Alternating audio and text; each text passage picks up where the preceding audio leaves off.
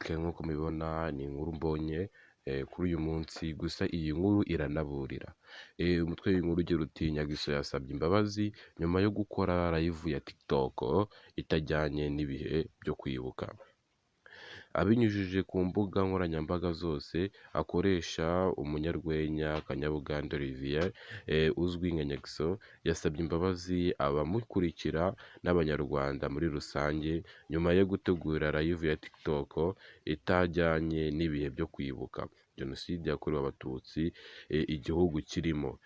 Ni ikiganiro umunyarwenya yari ayoboye agihuriyeho n'urubyiruko rumukurikira batera urwenya n'ugerageje kubakebura bakamwima amatwi. Nyuma yo kuva kuri iyi live yateguye kuri TikTok, Nyagiso yasubiye ku mbuga nkoranyambaga ze atambutse ubutumwa bwo gusaba imbabazi, yisegura ku bakurikiye ikiganiro ndetse n'abanyarwanda muri rusange.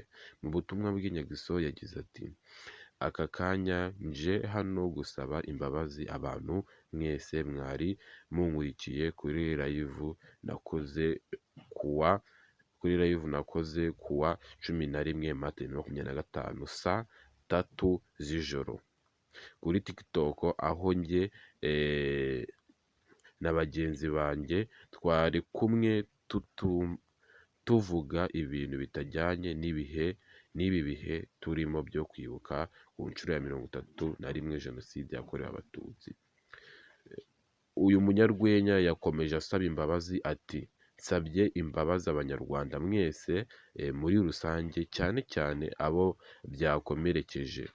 Ndashishikariza urubyiruko n'ibyamamare gukoresha imbuga nkoranyambaga neza kugira ngo duhashye abapfobya Jenoside."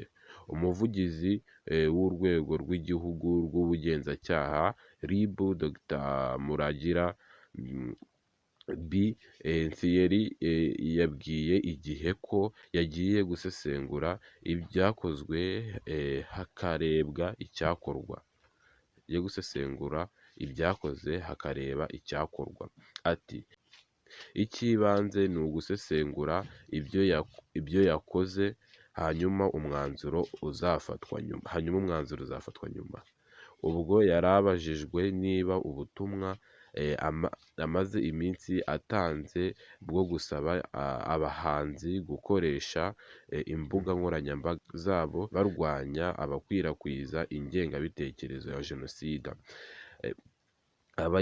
abayihakana ndetse n'abayipfobya, umuvugizi wa RIB yagize ati "Kwigisha ni uguhozaho. Ntabwo wakwizera ko ubutumwa watanze bwumviswe na bose. Hari abinangira gusa, tuzakomeza twigishe ariko tubijyanishe no guhana." Uwo nguwo muri kureba ni Nyagiso yasabye imbabazi nyuma yo gutegura live ya TikTok itajyanye n'ibihe byo kwibuka ku nshuro ya 31. Harimo inama ku bantu mupfa gupositinga ibyo mubonye. Icyo musaba nta kintu gukora subscribe twiboneye inkuru nk'izi ngizi. Dusabira na Nyagiso imbabazi ubwo yasabye imbabazi, dutegereza n'icyo umukuru w'ubugenzacyaha RIB ari buze gutangaza tukacyakira uko. Gusa ikiri aha ngaha ni ukwirinda gupositinga ibintu mubonye muri ibi bihe.